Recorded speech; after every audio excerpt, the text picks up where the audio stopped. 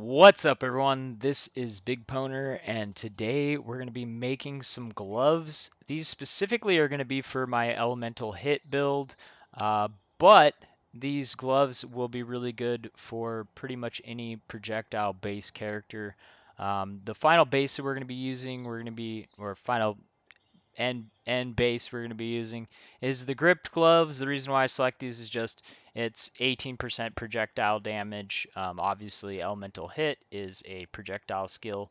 Um, so that's the reason why we're going with that base. It's just the best base for the skill particularly. To start this out, I started off by buying 100% gray base. It was like, I don't know, like 5C or something like that, maybe less. I don't know. Then I put the 30% quality on it. And then I add the Warlord influence because it's really hard to find 100% bases with also having the Warlord influence. And if I'm gonna go for it, I might as well just go ahead and start off with the perfect base, put the 30 quality on, put the Warlord's influence on it. So that's my first base. Then I have to roll the Frenzy charge onto it. The reason why I chose the Warlords is just simply it's cheaper for me to make my base. If Hunter wound up being cheaper, I would have just done that. The reason why it didn't really matter which one that I used, I just went with the cheaper one, is because over here you can see these are both really rare mods that have no additional tag. The two um, mods that I'm going to be slamming together on this Awakening. We're at a 125 stat here, a 250 stat on the Intimidates. So the Intimidates is a little bit better, but based on the fact that right now the Chaos Orbs were like not the Chaos Orbs. The alteration orbs are like 700 and something to an exalt. I just figured it'd be cheaper. Also, buying the base for the Intimidates was super cheap. It was only like 5C, and pretty much all the Frenzy Charge ones are like, a couple EX. So I just went with the cheaper route, but you could start off with the Hunter's base. It would be easier to roll on the Intimidates, but I think that this was probably the fastest and cheapest way in the current economy. So what I'm going to be going for is I'm going to be starting off by putting together the Frenzy Charge and the Intimidates. I'm going on a top on this. The reason why is obviously these two stats have no tag. So once I put them together, they're going to be on there. If I wind up with anything else on the top there, that's going to just basically be stuck. I could do something like non-influence to influence and hope that I hit something that's useful. That would be pretty much the only possibility of like not ruining the item at that point. You could choose to elevate these. The frenzy charge, I wouldn't elevate it because the elevation on the frenzy charge, 10% chance you'd gain maximum frenzy charges. I have got reliable frenzy charge generation. Just the way my tree's set up, it's my frenzy charges aren't just going to disappear. I've got frenzy charge generation for both uniques and for mapping, so I'm not worried about that. So it's not a big deal to me. But if it is a big deal to you, then you could go that extra mile. It's the same thing on the intimidates. For me, I'm playing a really high attack-based character. The 100% chance to intimidate is really nice, but the reality is, I'm going to have tons of shots going on per second. I'm playing a chain ricochet character, so, each time I shoot, they're probably taking multiple hits. The reality is anything that's not going to instantly die on the first shot is going to be taking a lot of shots. So for me, I just don't think that the investment for elevating that is really worth it. I'd rather, just put these two together and, then really focus on re-rolling the bottom to get the strongest item possible. But if I was going to pick one of these, I would definitely have upgraded the Intimidates because, then it just is always there when you hit. If you were playing a slower attack base character, then I would say that the elevated Intimidates is a lot stronger because the first time you hit, the intimidates is definitely going to be there. Um, so that's kind of my take on that. But you got to also keep in mind, like I'm playing a character that my biggest boost for single target DPS is a second 6 link that's going to be using Barrage, which is going to be just like pummeling hits in. So that's going to come up very quickly at a 10% chance. So I'm not really too worried about it. I don't think it's worth the hassle and stuff like that for me, but you will have to make that determination for yourself. We're going to start off by putting this together, and then if I'm able to, I will finish this item. If I don't have the stuff to finish it, then I will go ahead and talk you guys through what my plan to finish the item would be, and then I'll talk through some different scenarios that you could have wound up in. Obviously, I'm hoping for my items to come out as good as possible. Just when I slam them together, I'd love to just slam these together and it's a finished item. But the reality is that's not going to be the case a lot of the time. So the first thing is, if you're new to Awaken Crafting, you always got to check the stats on here. You can only have one stat, the desired stat. The Awakener's Orb is going to take one influence stat from each item. The item that you click on first is going to be destroyed. The second item is going to be your keeper item. It's going to apply the influence from the first item to that one. So if you're not sure, I've said this a lot, but some people might be new to the channel. Go to PoEDB and like actually look at the mods. You put in gloves. You go to PoEDB and it'll have this little prompt, and you'll go to gloves and you'll say I'm using Dex gloves, and then you'll scroll down to your influences and you'll be like, all right, does it have any of these things on there? The quick tip on this is that it's going to say something that's kind of an indicator, like the Intimidates is the Hunter mod. It says Hunters in quotes. So as you can see on this item, we've got the Hunters mod, and then it's just physical damage, dexterity, energy shield recharge rate, and intelligence. None of those are tagged with anything else. So even if I wasn't looking at PoEDB, I know that those aren't mods. Obviously, I've got the Frenzy Charge, and then there's just Chaos Resistance on there. So, yeah. The thing I will say is getting the Frenzy Charge on here is probably, unless you're just really, really lucky, going to take a lot of alterations. It's not, free to put on there. It's not a very common mod. The lower the mod numbers are in PoEDB is reflecting how rare it is. So the lower it's going to be rarer, the higher it's going to be more common. Okay, so we're going to take our Awakener's Orb, we're going to be destroying this, and we're going to be applying that to this. And now we have our item. So I winded up getting a decent evasion rating, so I'm not really that upset about it. It's not going to be my immediate go-to to try to remove that because it is something that's useful. So honestly, I'll probably just keep that. The next stage of this is going to be to decide how to finish it. As far as what's going to be the strongest mods, one of the things that I've been really enjoying using is taking and doing in this type of a situation where I've got my prefixes are set, either because I've crafted really good stats onto the top, or because I'm trying to land something else up there or something like that. I've been using this a lot, which is basically I'll do a prefixes cannot be changed. Specifically on this item, if the stats I wanted to keep are on the bottom, I'd use suffixes cannot be changed. And then I use a Veiled Chaos Orb. You really want to check what the mods are, and we'll go ahead and look through those. But on some items, you have a really high chance of getting something that's going to be really good. Obviously, the mass majority of these are going to be like double stats. You've got a lot of double stats, but we have a really large portion that's going to be this double crit 1500 stat.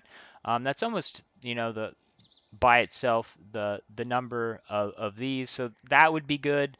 We have this, which isn't really that good for, I mean, if I want to use focus, I guess that's good. 40-50% attack speed. Actually, I don't know if you can get that one. But these double resistances. So basically, we have double resistances.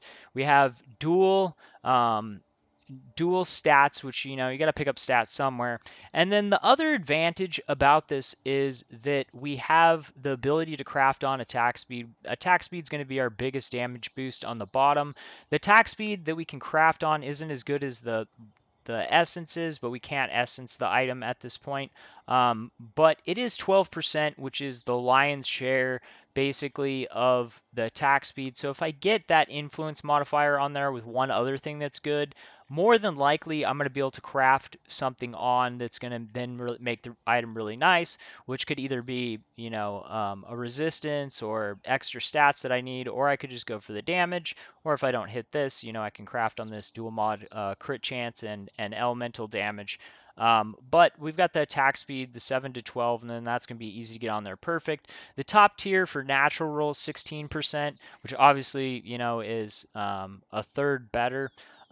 So you only get 75% of what a tier 1 would be. And then actually on gloves, I think essences go up to 17 or 18%.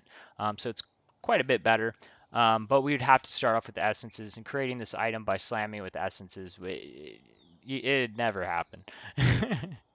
um, so I'm going to go ahead and try a Veiled Chaos Orb. So I will be doing a prefix cannot be changed. The other option on this would be I could go for a natural attack speed. Like I could craft this prefixes cannot be changed on here, and then I could go for like a speed modifier. That would be something I could do. I could go with an element. The elements on this would be a little bit risky. Like if I went for cold, I'll explain this to you guys. You really have to pay attention to what's available on it, because like if I'm like all I really need on this item are resistances. Well, because I have these two influences, if I don't know these really well, there's a bunch of elemental tagged mods that come along with the item. So if I didn't know that, you know, instead of it being guaranteed that I'm going to be putting on one of the base mods, which would be there's only fire resistance, cold resistance, lightning resistance, which is a nice thing you can use to like stack resistances when you need them on specific items. But in this case, it would be it wouldn't be a guaranteed success that I'm going to get one of those stats. And then there's the randomness of, you know, how good that roll is going to be. So that wouldn't be as good of a roll in that case. So what's going to happen is I'm going to use the Veiled Orb on this. What it's going to do is it's going to give me, it's like hitting an item with a Chaos Orb, but since the prefixes are protected, it's not going to reroll the prefixes. It will remove that the suffixes, both the crafted on mod, and then it will add a random number of mods plus one veiled mod. And we're gonna hope we get something really dope. Okay, so I got mana gained and cold resistance, so that's not very good. It is, yeah, they're not very good rolls. Unfortunately, this is one of the situations that you can wind up in that is a great example of. Okay, unveil. All right, so we got increased damage during vol skills, focus. No, so I'm just gonna put something on here that's gonna be useful for the time being. I'm not going to be able to re-roll this item at this moment because what winded up happening is it winded up getting full. So I have a full item, and obviously I'm not going to risk I'm not going to risk an annulment orb on this because I'd have 1/3 of the chance that I would just wind up ruining my item. So the way that I can safely fix this is I'm going to have to farm harvest, and I'm going to have to get a harvest that has prefixes cannot be changed, reroll suffixes. And I don't think I have one. Yeah, these are just divines. But I'll have to find a reforge for that protects my suffixes, and that's the way that I'll wind up fixing that. What I was talking about with doing non-influence to influence, you could do that. The way that I would do that, like if this thing in the top was really, really bad, like it was just completely trash, what I would do is before I try to craft the bottom, is I would take and craft on prefixes cannot be changed. Then I'd use a scouring orb, and what that would do is it would make it so that um, I have no other stats on the item besides the one stat that's non-influence. Because I would have, so if I were to have done this instead of doing the veiled orb there, what I would have done is I would have used a scouring orb and it would have left it just intimidates, frenzy charge, and the evasion rating. There'd be nothing else on the item, so then I could use turn a non-influence modifier to an influence modifier. It would only have one possibility to remove. They're expensive. Just letting you know because they're really rare this league. Um, so it would remove that and then it would add a random influence modifier. It could add it to the top, it could add it to the bottom. So there's a chance that it would wind up being something good in the top. There's a chance it would wind up being something bad. If it winds up being something bad in the top, it's just stuck there. There's no safe way to remove it because then you have all influence modifiers and, it's just stuck. But it could wind up putting it on the bottom, and then if you wanted to keep that, you could do something like, craft on the top, slam the bottom. Um, from that point, it would basically be do whatever you want, or possibly it moves to the bottom, but you don't like your bottom because it's one stat, and let's say it's an influence mod that you don't want. So the way that you would have to do that, specifically if it's if you're trying to add something to your prefixes. So if I have one open prefix and I want to do what I just did, which is basically re-roll my bottom, it becomes twice as expensive because what you have to do is you have to first use can have multiple crafted modifiers. So you're gonna have to do this here. Can have multiple crafted modifiers. You would craft that on. And then you would craft on also prefixes cannot be changed. Then you would also craft on something to the top. And what that would do is it would create a placeholder so that when I used a veiled orb or when I used a harvest, it would wipe everything off the bottom, but it would leave that crafted mod on the top because those mods can't be changed. The reason why you have to do that is because if you do what I just did with the veiled orb with prefixes cannot be changed, it won't change what's already there, but it can still randomly put a stat up there, or it could still randomly put the veiled mod up there. Obviously, in some situations, trying to get that veiled mod up there can be a really good thing, but sometimes it could wind up ruining your item. Maybe like if I had an open stat, I'd probably do the multi-mod method. I'd craft life up there because it'd be nice to have life up there. And then re-roll it that way. It would cost more, but then I'd be guaranteed to be able to have that life up there. And the reality is, most of the things that are gonna roll on the top of this item are probably going to wind up being worse than this evasion amount. Like the increased evasion amount's actually probably one of the better things that I could have rolled. It's, obviously I'd rather have the HP, but, you know, I'm playing a fire build. If it was cold, that wouldn't help me. If it was lightning, that wouldn't help me. Physical would help me some, but then life leached. I don't need it. I'm overcapped on life leech by a ton. Obviously, this would be some life, but that would still wouldn't be very good. Mana leech, once again, I'm overcapped on that. Um, Rarity, that's just crap. Um, so I would preserve that top slot for for that life and pay the extra to re-roll that. Um, Also, the swap thing, like, because that's kind of useful, the reason why I'm probably not going to do that is because there's a lot of things on here that would wind up being worse than that evasion.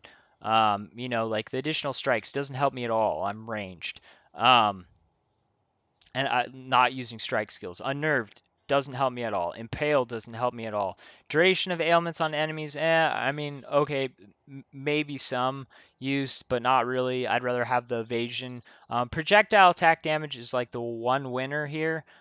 So my odds are really, really bad of if it goes up there, I remove it, it goes up there. That I'm going to wind up in a winning situation. So that's the reason why I'm not going to do that since it gives me evasion. I need evasion. I'm just going to keep it. And as if you guys have been watching this league, the videos I've been making, with my gloves, I had 1 to 2 fire damage, and honestly, that would be a better reroll because there's a lot more things that would help me in that specific situation because I'm playing Frostblades, so I'm melee damage and projectile damage. So my odds would be a little bit better there. But I've still just left it and I crafted it, and it's whatever. 5 stat item is still really strong. Um, And on super hard crafts like that where you have low percentage chance, unless you're planning on, trying to create a mirable item or something like that, you're probably not going to be like, all right, well, this is probably going to cost me, me re-rolling this item several times. You're probably not going to want to do that. Anyways, I hope this video has been helpful. If you have any more questions about this craft, you can feel free to message me. I will have to farm for the the reforge with keeping prefixes, and then try this again. Eventually, it'll be finished, and you'll be able to see it on my account, BigPowner1, the number one, and then just BigPowner with a 1 right after it. So you guys can check out my gear anytime you want. This character I just started last night, so obviously its gear's not that great besides a few items. Um, anyways, thanks for watching. Peace.